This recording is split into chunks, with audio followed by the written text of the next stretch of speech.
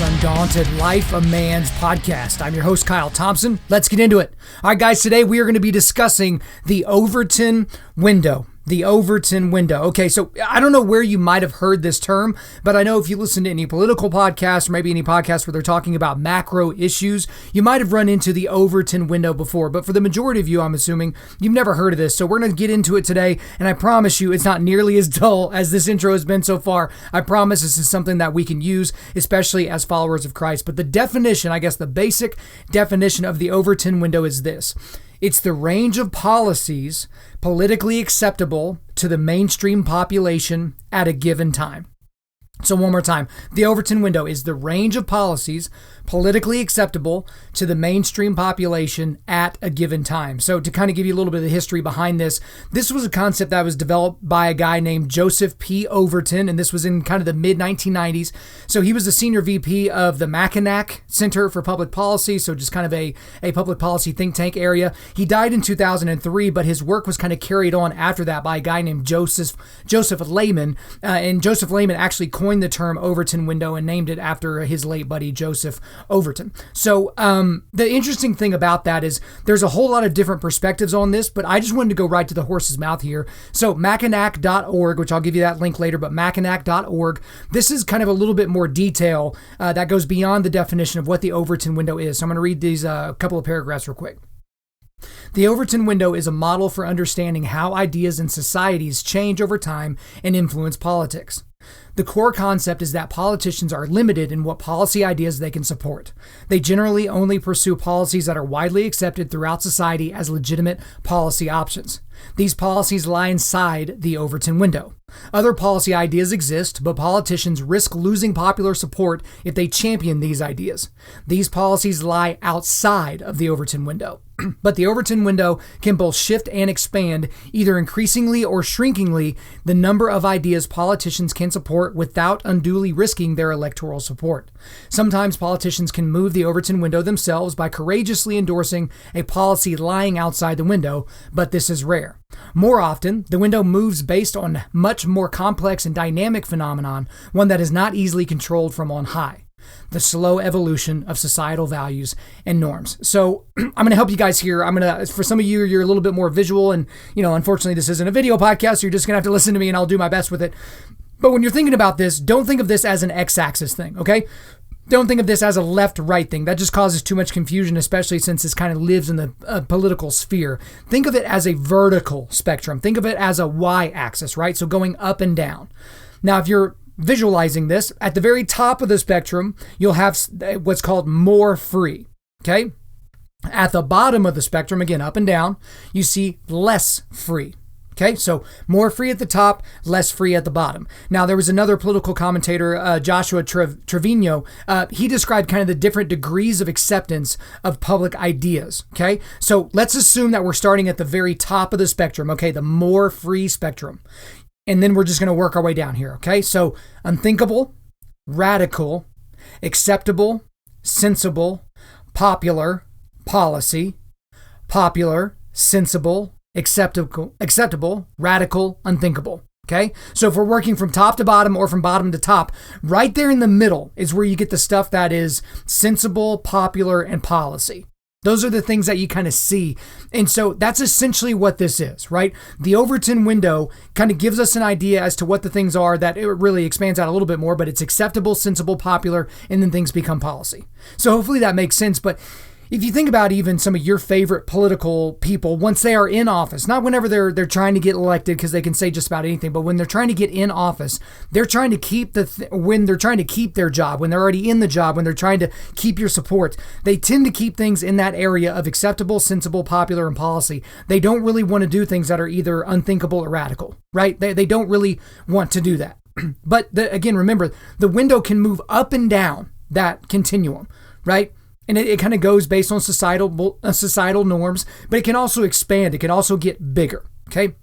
So there's some modern application for us kind of in 2020, especially when we're in an election year, when we're kind of thinking about this. But there was a quote that I thought was very appropriate from Joseph Lehman. That's the guy who, again, kept this work going of Overton after he passed away. But there was this couple of sentences here. He said this: "The most common misconception is that lawmakers themselves are in the business of shifting the Overton window.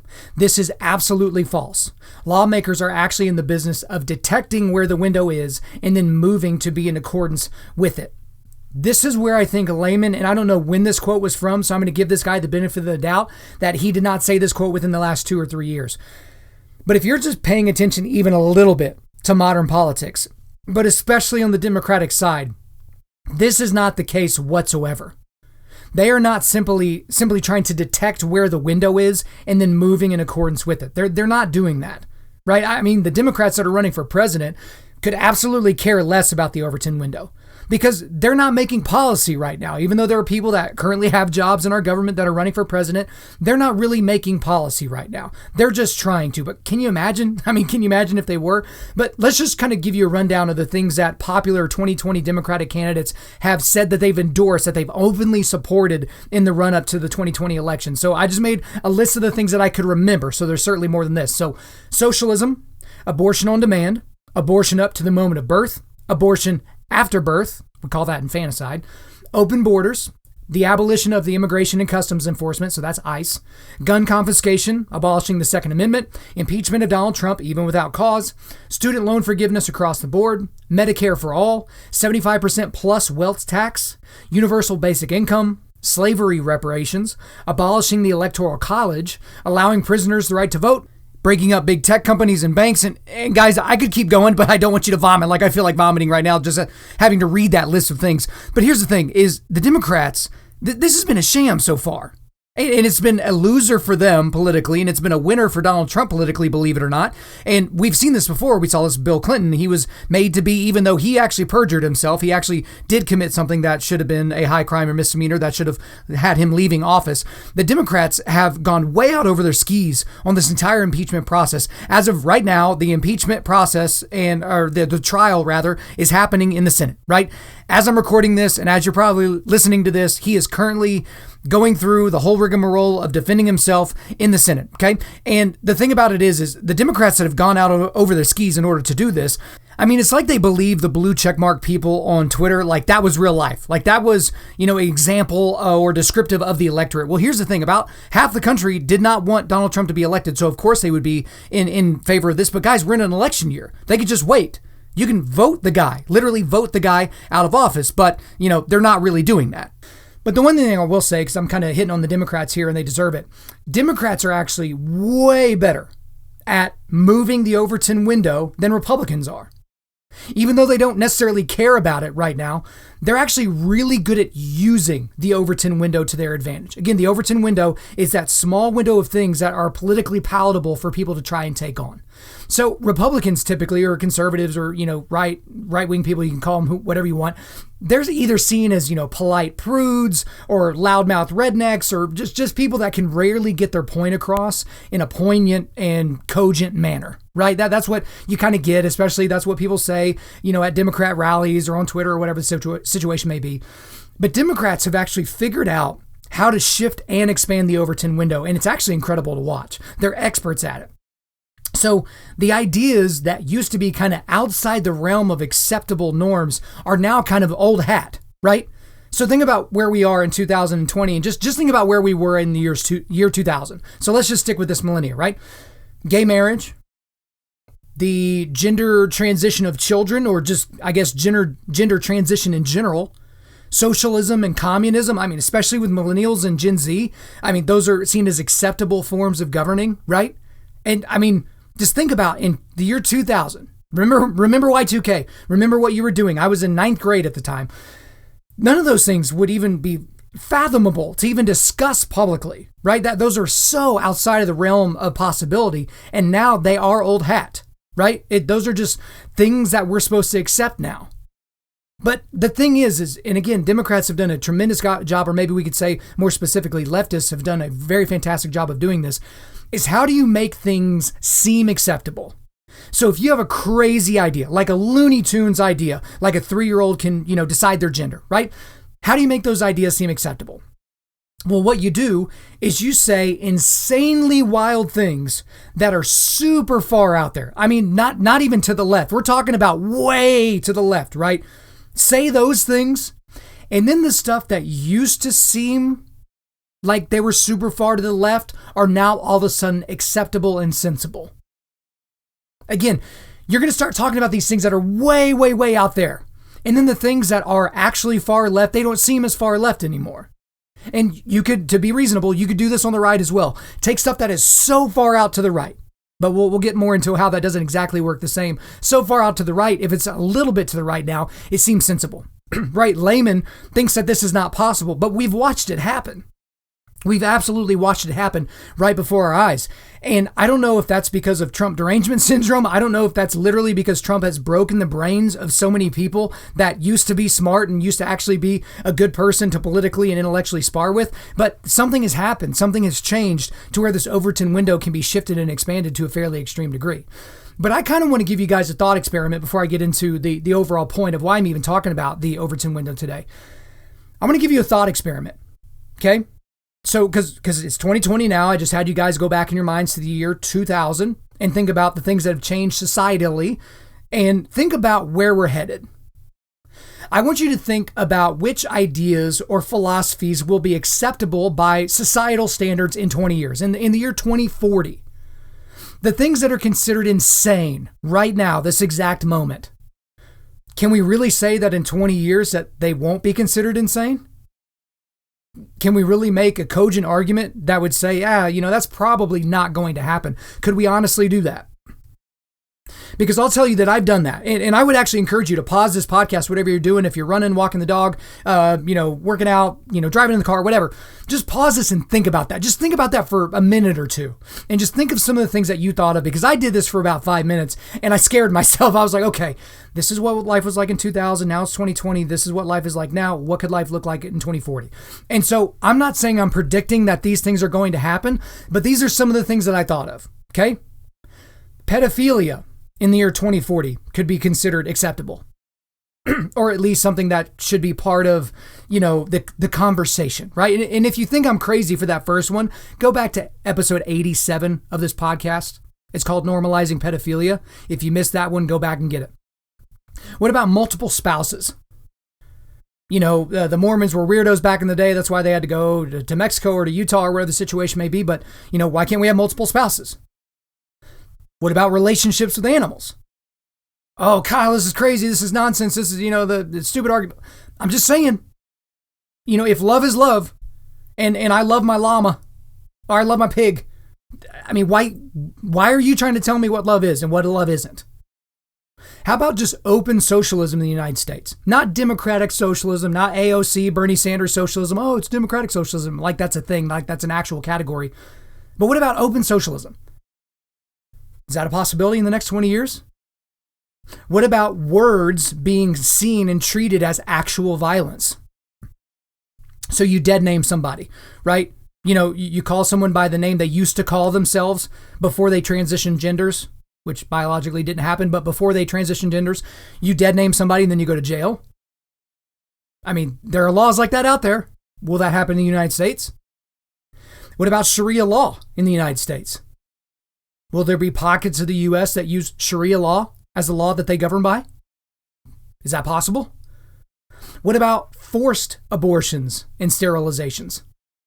Not just the overwhelming abundance of abortions where, basically Planned Parenthood can kill 1,000 people per day, but what about forced abortions and sterilizations? And before you say, Kyle, that's crazy, you need to watch One Child Nation on Amazon.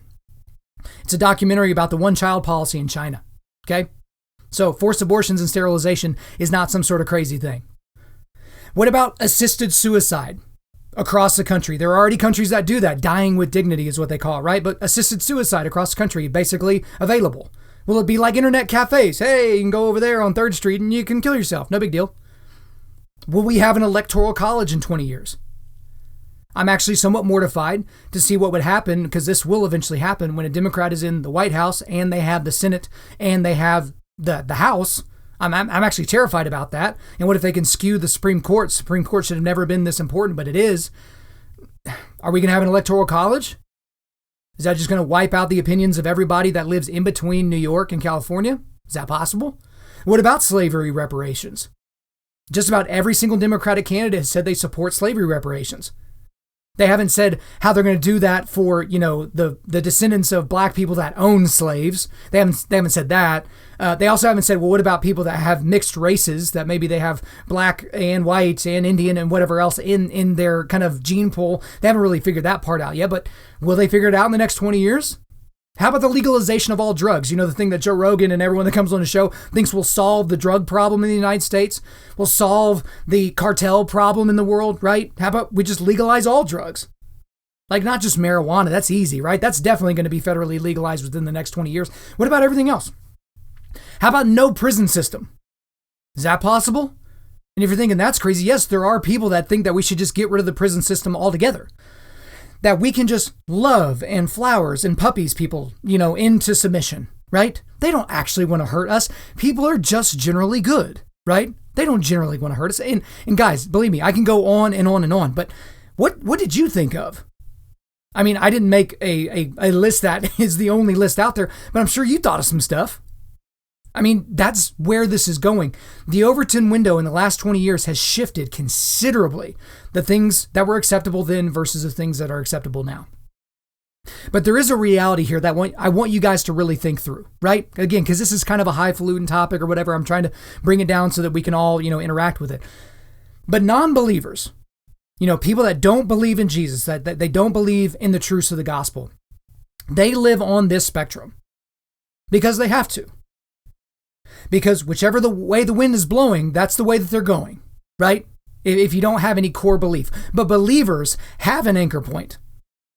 So those of you listening to this podcast that do believe that Jesus is the risen Christ, right? And you worship him as such, we have him as the anchor point. We have the Bible as an anchor point.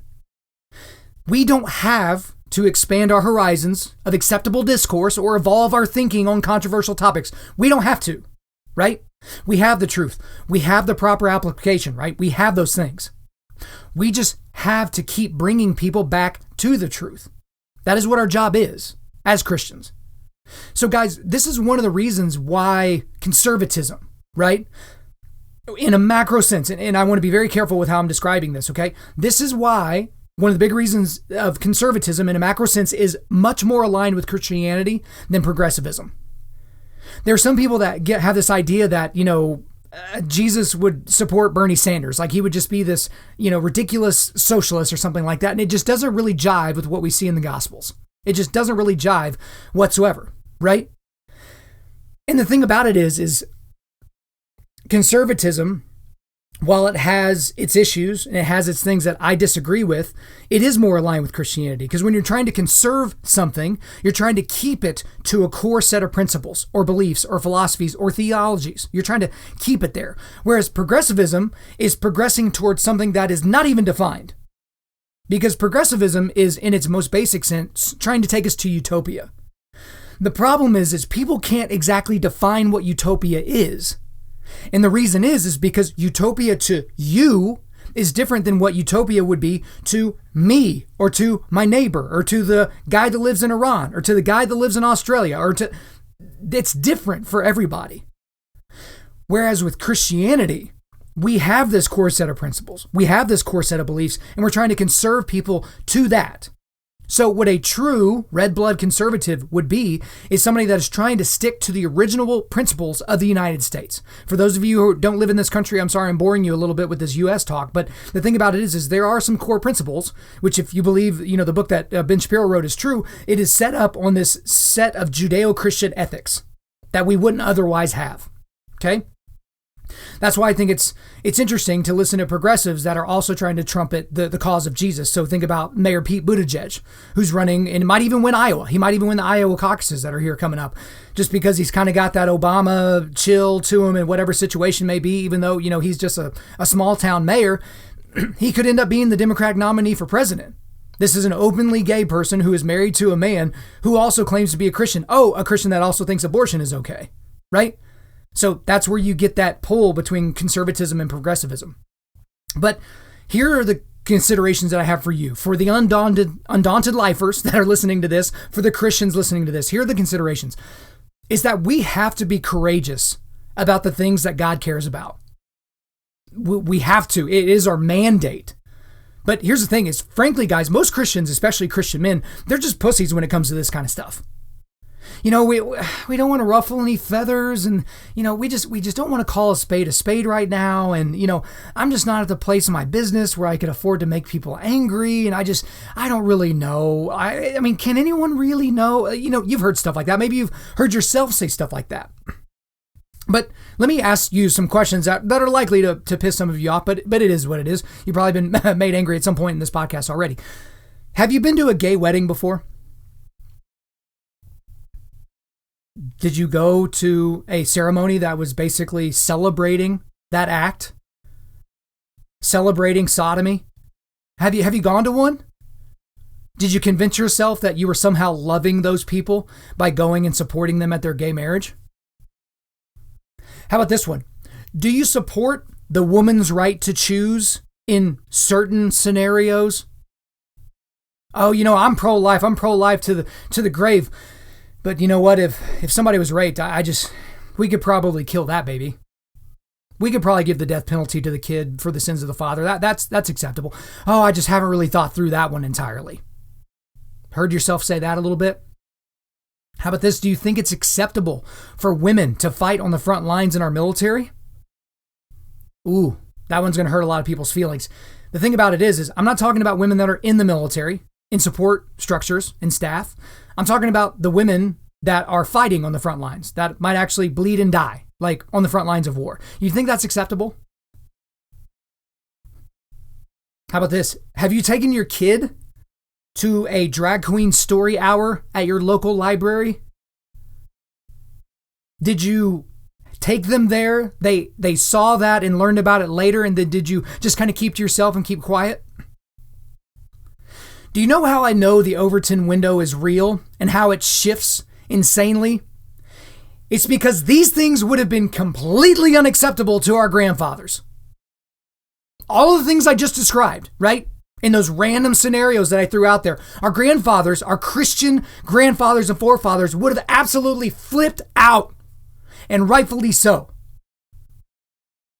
But if any of you have had to kind of war with those questions before, or think about how you would respond in one of those types of settings, it's because these opinions are the product of the church living downstream of culture, and you, frankly, living downstream of culture.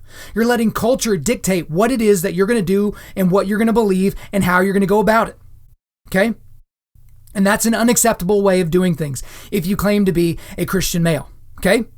So I'm not just going to be descriptive here. I'm going to be prescriptive for you. Okay. I've got a bunch of things that I'm going to go over here in terms of, okay, great. I understand what the Overton window is. I understand the things that are outside of it and inside of it. This is what we do. Okay. The first thing, guys, is read your Bible. Oh yeah, of course, Christian podcast where I need to read my Bible. No, I'm serious. Read your Bible. Because here's the thing, guys, is you cannot defend a standard if you don't know it. Right? Think about a lawyer trying to argue using a legal argument when he has not read the law in question. That would be silly, right? We would not expect that person to have a good day in court. But some of you try to go out there and do battle on, for the sake of Christ, but you have no idea what you're defending. You're defending what your pastor said, or the latest bumper sticker quote from Stephen Furtick or Craig Rochelle or one of those types of guys. You have nothing. You have no idea as to what you're even saying. You're just saying things that look cool on a t-shirt. How about another thing here is figure out why you're so afraid. Figure out why you are so absolutely petrified and mortified at the thought of challenging something that is societally acceptable. Think about where that fear possibly comes from, because I can tell you one thing, that fear does not come from the Lord. That is probably manufactured fear from the enemy, from the dark sides of this equation, right? Because you are just so afraid of what people might say. You're so afraid of the comments that might be left on your Facebook. You're so afraid of when the phone rings and it's that person you know is angry about the opinion that you just expressed in public, right? Figure out why you're so afraid. I think that'd be important for you to dig into. The third thing here is stand up and speak out. I mean, this is pretty this is pretty basic at this point. Actually stand up and speak out. You have so many opportunities to stand up for what you know to be true, to what you know to be right, to what you know to be moral, and you don't. You don't. And it's because you're trying to be polite. And that's the fourth thing, which is don't be default polite. The thing is that I don't understand whenever I ask people that are just like, I'll just be polite, just be nice, just whatever, is where in the world, or sorry, where in the Bible do you get the mandate from Jesus that we should all just be super polite?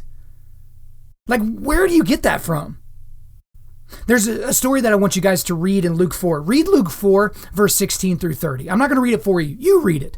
Luke 4, verses 16 through 30. Because the thing is when you get to verse 30, you might miss the magnitude of what's going on here. But essentially, the things that Jesus said to a group of people made them so angry that they ran Jesus out of town into the edge of a cliff. And you know what they did once they got there? Jesus turns around, looks at him, and just walks his way right through the middle of the crowd. You're not going to do anything to me. Doesn't say that he says that in the scripture, but he just walked away with his life that day.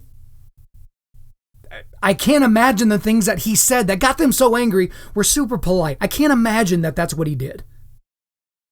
The fifth thing here is be the parent. I'm talking to the parents out here, okay? Teach this to your kids. Teach them about the Overton window.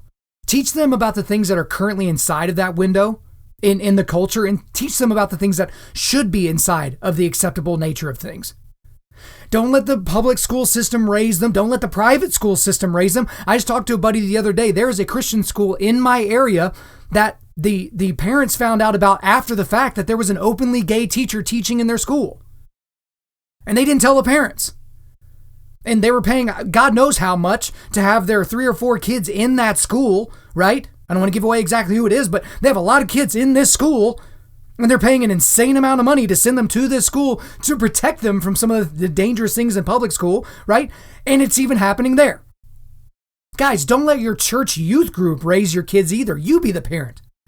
Certainly don't let Twitter, Instagram, Snapchat, YouTube raise, and for some of you guys, don't let Joe Rogan raise your kid. Don't let Jocko Willink raise your kid. Look, the becoming a warrior kid or whatever, those things I'm sure are amazing for your children. Don't let that raise your kids. You do it. Because the thing is these conversations are so important. And think about the types of people that are in your kid's life that are going to actually engage them on these types of subjects. You need to be the top person on that list. And the next thing here is shift the window yourself every chance you get. Shift it yourself. The thing about what is acceptable, I'll go back to a conversation I had with a good buddy of mine here in Oklahoma, and we disagree with everything. Every time we get together, it's 3 hours of whiskey and fun because we just disagree for 3 hours and we always leave, each other's friends or whatever. But every single time we talk, I shift the window a little bit. Sometimes on purpose, sometimes I kind of do it on accident, but I'm shifting the window of what is acceptable in his brain. Because I remember the first time that I told him that no, a woman should not be able to kill the baby inside her stomach if she's been raped. No, absolutely not. It's not the baby's fault. I thought he was going to lunge across the table at me, and I thought he was going to stand up on the table after he smoked me and tell everyone what I said. But now if I were to say that, I've shifted the window. At least for him and I, in a micro sense, I've shifted the window as to what's acceptable. That's an idea in his brain now that, oh, wait a minute, he at least needs to reckon with the idea that a kid is getting the death penalty because of something their father did. I just threw that in his shoe. I just put a rock in his shoe, right? That's what I did. So shift the window every chance you get. It doesn't have to be this big, long, drawn out, exciting thing. It could just be what it is. And guys, when you're done kind of figuring out how to do that, teach others to shift the window. I mean, you should be talking with other people about what they're doing at their workplace or in their fraternities or at their police station or wherever the situation may be to shift this window. Maybe you're having people that are having a tremendous amount of success inside of their school district, talking with the people that are running the school district in terms of shifting what is important and what they should be talking to their kids about. Your first grade teacher, regardless of where your kids go to school, should not be asking your kids what gender they feel like that day. That is outside the realm. That is super radical. Like they should maybe ask them if they're happy. That's not really great either, but it's certainly better than trying to create gender confusion in a child, right? Kind of the next thing here, and this is kind of a bigger deal, but we won't spend much time on it, is have your representatives' backs. So your local representatives, maybe it's your sheriff, maybe it's your mayor, maybe it's your state senator, maybe it's your federal senator, right? Have their backs. Because again, this is a political discussion. This is a political topic, right? And if you are trying to embolden the people that you've elected to represent you in your area, or perhaps you didn't elect them, but you want them to represent you because you are in their area, perhaps let them know, hey, if you go out and say that you're against this, I got your back. And not only that, my church has your back. All the dudes in my jiu-jitsu school have your back. All the dudes at the police station got your back. All the people at the news station got your back. Everyone in the neighborhood associations got your back. Be that person. Because the reason why most of these politicians don't, go out of their way to engage in all these difficult topics is because they're political losers. That's why you haven't really had a single modern politician talk about entitlements. Entitlements have already crippled this country. If you think that entitlements have not made us go bankrupt yet, you just aren't paying attention. It's a matter of time before the bomb explodes, but the bomb is already going to explode. It can't unexplode itself at this point. It's going to happen. But there's not a single politician that wants to talk about that because they don't want to talk about taking, prescription money away from grandma. They don't want to have that discussion about, I know you put into the Social Security for 30 years, but we're going to have to tax that now, or we're going to have to change that now. They don't want to be that person, right? Because it's unacceptable. It's political suicide. But it wouldn't be political suicide if their constituents believed in that and voted for that, right? Does that make sense? And the last thing I guess here is make sure to learn to be tactful and truthful in your approach. So if you're going to be helping shift the Overton window for people, in a macro sense, micro sense, and in a dyadic sense, in a big group sense, whatever the situation may be, make sure you do it tactfully and truthfully. You guys have heard me talk about this book before, but it's the book Tactics by Gregory Koukl. Koukl's Koukl, right? So I'll give you a link to that book here in the show notes. But it's a must read. It's a must read for just about anybody, but especially for Christians, because it gives you an idea of how to defend your faith. And not just how to defend your faith, but to keep other people from being able to just run roughshod over you with their illogical points of view. Because that's one of the things is you don't have to be super polite, right? You certainly don't have to be a douche, but you can be somewhere in the middle and be very, very tactful and stand up for the truth. But if you don't know how to do that naturally, you're going to have to learn how to do it. Most of you guys that know how to work on cars, you didn't just know how to work on a car when you were 2. Someone had to show you. Your dad or your uncle or grandpa, or maybe you went to school for it or something like that, but you had to learn. So for some of you, being tactful and truthful in these discussions and influencing people left or right is just easy. It comes natural to you. It's something to a certain degree that comes natural to me, but you do have to sharpen the sword, even if it does come natural. But for most of you, it doesn't come natural. So learn how to do it. But here's the thing, guys, is, I just gave you a big long list of 8 or 9 things or whatever in terms of what you should do in terms of, I'll go ahead and do a rundown of them again. Again, it's read your Bible, figure out why you're so afraid, stand up and speak out. Don't be default polite. Be the parent. Shift the window every chance you get. Teach others to shift the window. Have your representatives' backs. Learn to be tactful and truthful in your approach. 9, okay? But there's something that you actually need to do before you even worry about doing any of those, right? Before any of that. Discern if you actually believe any of this stuff.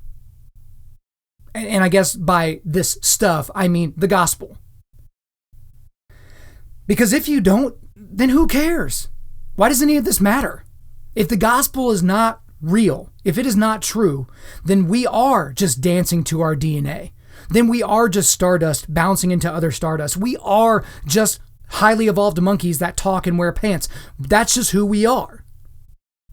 But if you do believe in the truths of the gospel, it is your mandate to stand for it and stand up for it. It is your mandate to shift the window back to its anchor point, right? So, if you don't believe in any of it, don't worry about it. But if you do, you better get on it. All right, guys, before we let you go, we are going to do a quick resilience boost. As you know by now, we are a men's ministry, and our mission is cultivating manly resilience. Specifically, we do that by providing content like this podcast that forges spiritual, mental, and physical toughness. So I've got a couple of links for you. The first is the Mackinac website, so that is mackinac.org, so you can check out the Overton Window part and the rest of their website. And then I also have a link to the book that I told you about. That is The Tactics, a game plan for discussing your Christian convictions by Gregory Koukl, so you can check that out as well. whatever, hit me up. info@Undaunted.Life. Again, that's info@Undaunted.Life. Website is www.Undaunted.Life. You can follow us on Instagram and Twitter @Undaunted.Life or Facebook.com/Undaunted.Life. Check out our free devotionals on the YouVersion Bible app. Just search Undaunted Life under plans. And as always, we want to thank the band August Burns Red for allowing us to use their entire music library for our content. The intro-outro track on this podcast is our song King of Sorrow, which shows off their latest record entitled Phantom Anthem. The links to all of this are in the description. I'm your host, Kyle Thompson.